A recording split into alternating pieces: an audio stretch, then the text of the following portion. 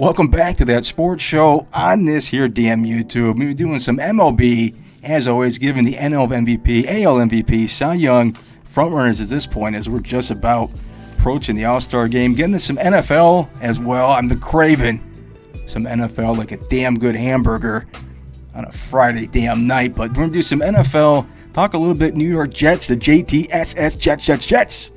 And we'll also be talking a little under-the-radar team in the NFL as we're just about approaching training camp, all that fun stuff. But let's get into the damn standings. Put a seatbelt on. Here we go. Out there in the American League East, the Tampa Bay Rays still in first place, 55-28, 5-game lead over the Baltimore Orioles. The Yankees followed at 9.5, then the Blue Jays and the Red Sox, the only team in the division below 500. Speaking teams below 500, as me and Jeremy were just discussing before we came on there, the Guardians in first place at 39-40.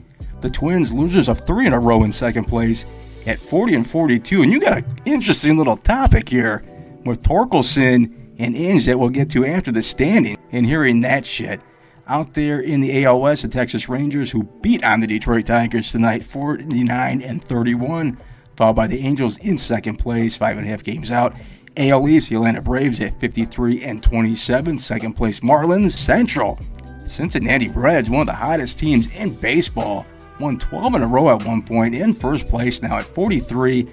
And the the National League West, Arizona Diamondbacks, this thing ain't a fluke at this point, 48-33, 2.5 game lead over the Giants, followed by the Dodgers and the Padres. But forget all that.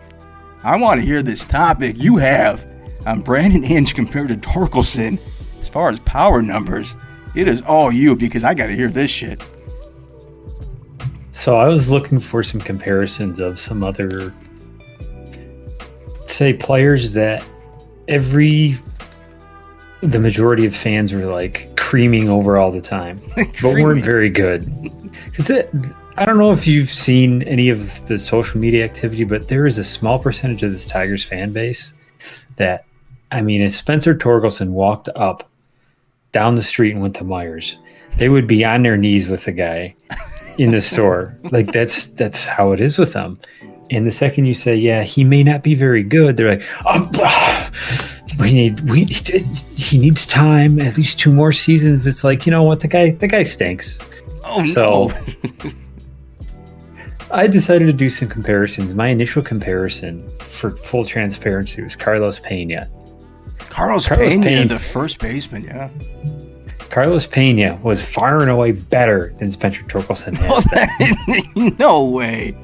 I know Pena had a good glove. We're talking about the same Pena, right? Who played for Oakland and the Detroit Tigers, and I forgot where the hell he finished. Maybe Tampa at the end of his career, but that Pena? Carlos Pena had a career OPS near like 8-something. Well, what about his first couple of years, though? See, Inge's first couple of seasons, you can't really compare him because the guy didn't play. He played 79 games in his first year and 95 in his second, so he didn't really play. So those numbers are kind of skewed, but let's pull them up. Pena, wow, I didn't realize that. His first season was in Texas. Oh, yeah, I thought he was on Oakland. 2002 he was. His first season he played 20 games in Texas. We're just gonna, throw that out. Just to compare, his first season in Oakland and Detroit, he hit 242. Okay. 316 on base. Ugh. 448 slugging, 764 OPS, and he hit 19 home runs. So he had some power, is what you're saying. Yes. Spencer Torkelson is currently hitting 218, 297 on base percentage, that's 369 slugging, 666 OPS, 9 home runs. So how many? Carlos Pena was markedly better. So he had, off the top of my head, Torkelson had, I think, 8 home runs during his rookie season, right? And how many games? Yes. How many games played was that? Through 79, I think, right? 110 for Torkelson. Holy shit! So through 110 games, he only hit 8 home runs. How many did Pena hit?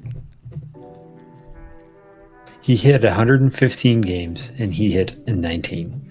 Yeah, the extra 5 isn't going to make a difference unless he's like really taking some roids or some shit at that point. So like I said, I wanted to compare those two initially, but Pena actually was better. And that's shameful because he was really bad. But then we got to the real one, Brandon Inge. Yeah, Brandon Inge, out of, I think, any Detroit Tiger who's played the last 10, 15 years, had this legend about him out here in Michigan, man. Everybody loved Brandon Inge. Kind of almost like Darren McCarty, but at least Darren McCarty won cups and beat Claude Lemieux's ass. I don't know what it was about Brandon Inge, but everybody was on this dude. Including Jim Leyland. So Brandon Inge, his first season where he played 100 games, 2003, 104. So you got a good sample size there. He hit 8 home runs. Oh, that sounds familiar, don't it? Batting average 203. Oh my God, that's bad. On base 265. Whoa. Slugging 339. OPS 605. That sounds a whole lot familiar, doesn't it? Now this is his rookie season? This is his first full year because he played. This is his third season, but the first 2 years he didn't play more than. His first season was 79 games in 95, so you could call this his first full year. Now, what's blowing my mind about those numbers that you just said is he played 110 games, which is quite a good handful, and put up that bad of numbers and still was on the roster the next season and still was bad enough to still get through 110 games. Damn, what year was that? 03? 04? 2003. Yeah, 2003. Damn. Talk about a desperate team. Throw somebody with those numbers out there. Spencer Torkelson last year, 110 games, 203 on base or at bat or batting average, 285 on base, 319 slugging, 604 OPS. It's like literally like almost fucking identical to the point. You know, one of those things where they'll put like not a blindfold, but they'll give you stats and they'll have to tell you, who is these two players. That's crazy. That's some pretty damn good homework right there because you're right. Games played, on base, average, all that is almost it's like almost like the same player. What did Inge do in his second season? Did he pick it up a little bit or? He had 287 in his second year. Oh man. And 287, 21 home runs. And Torkelson's at what, 218 right now? Yeah, I'm looking at Baseball Reference and they're projecting a 20 or 162 game average for him of 15 home runs. Not great. And they're predicting a 210 average. I can go one more year. with Torkelson. It's almost like you fucking have to. You just have to give him that one more year. But if he's not bombing out 20, I think when we did our MLB preseason, when we were writing some stuff down, I don't know. I'll have to go back and look. I think I had Torkelson at 20. I want to say 20 because that sounds about right. Too. Yeah, so he's at 8 right now.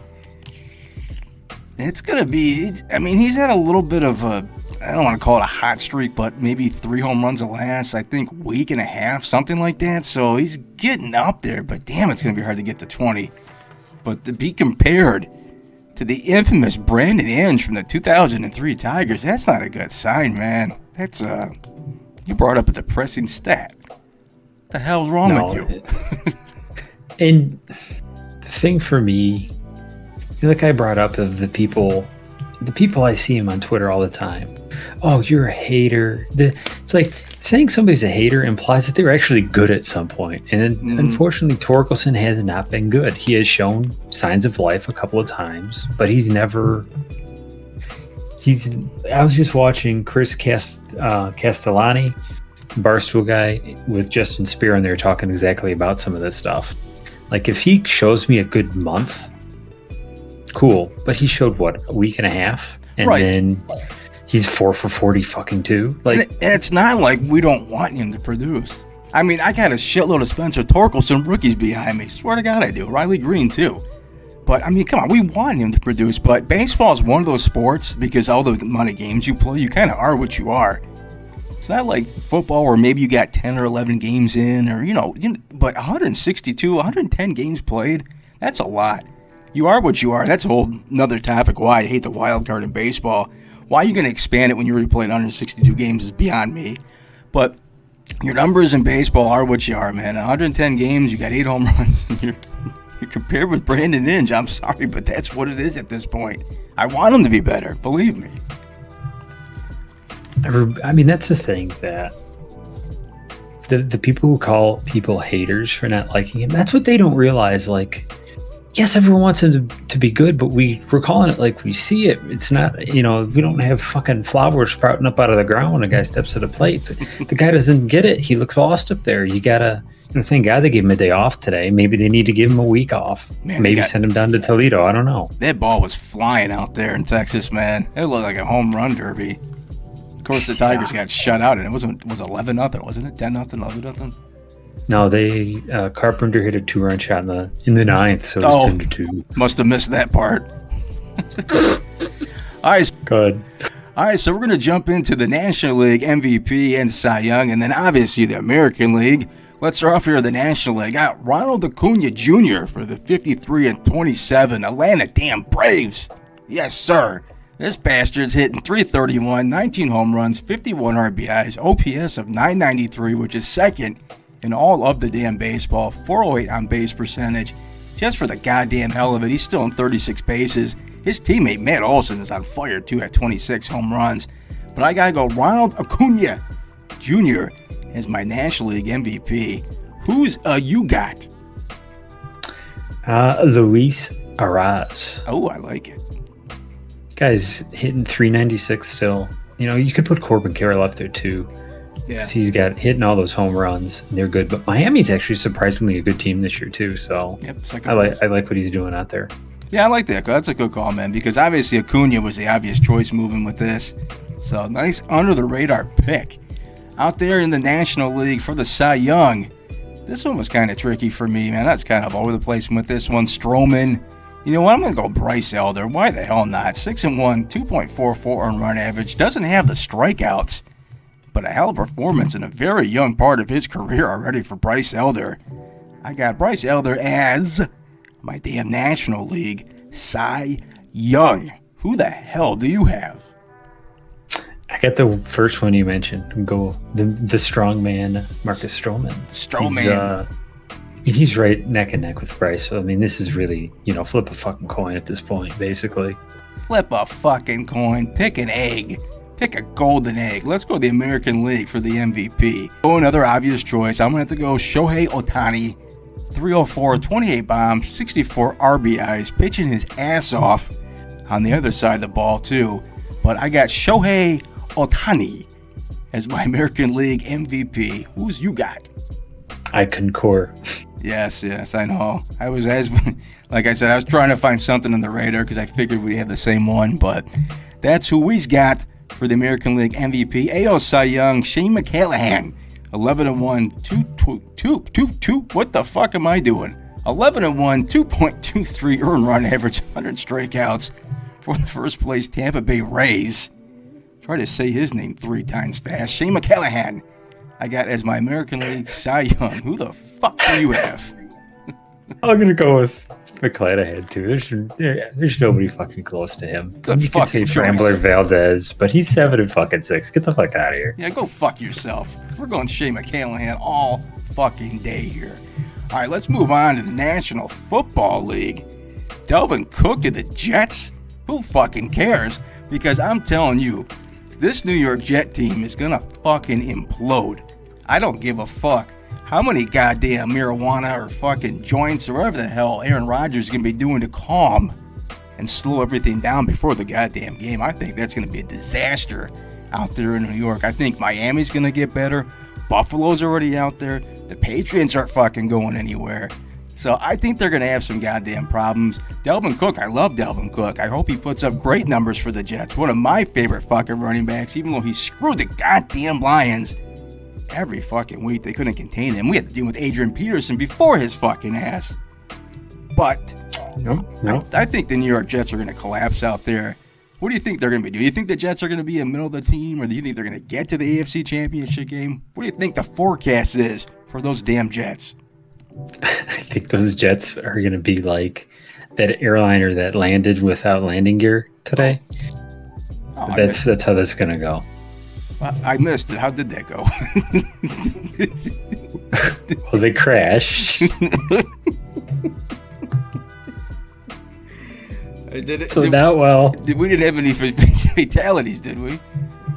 No. Just okay, Aaron that means Rodgers' we ego. don't. That means we don't have to edit that part out of this fucking. We put it on YouTube, because that would be a goddamn disaster. Holy shit!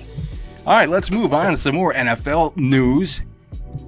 If you like to gamble, put some money down, all that kind of shit. Yeah, don't play for the fucking NFL. Just don't even do it.